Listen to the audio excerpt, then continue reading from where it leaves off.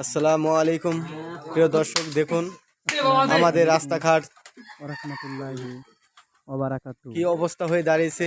ঘর বাড়ি তলিয়ে গেছে। আমাদের চলাচলের রাস্তাটা পানির উপরে, রাস্তার উপরে পানি উঠে গেছে। আপনাদেরকে আমি সুন্দরভাবে দেখিয়ে দিচ্ছি বন্ধুরা। বৃষ্টির পানিতে দেখুন রাস্তাঘাট, মালিপাড়া মৎস্যজীবী পাড়ার রাস্তা দিয়ে কি অবস্থা হয়ে দাঁড়িয়েছে। চলাফেরা করা যাতায়াতের কোনো ব্যবস্থা নেই।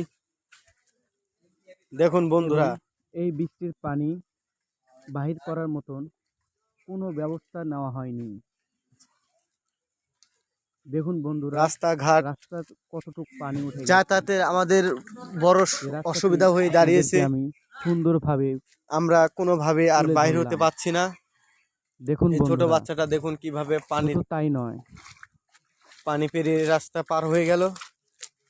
দেখুন বন্ধুরা, রাস্তার অবস্থাটা কেমন হয়ে গেছে। সংস্কার করার মতন আমাদের মালিপাড়া মৎস্যজীবী পাড়ার অবস্থা দেখুন। মেম্বার এমনকি চেয়ারম্যানের নজরেও আসেনি।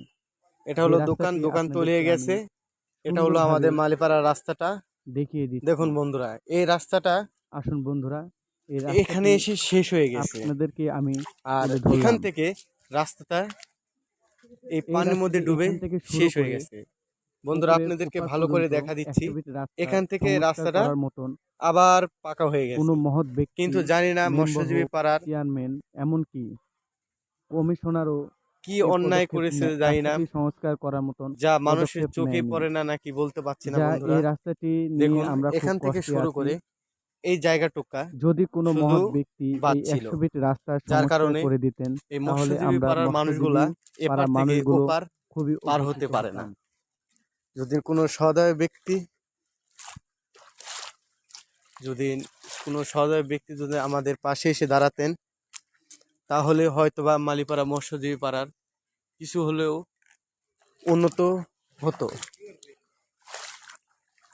দেখুন বন্ধুরা।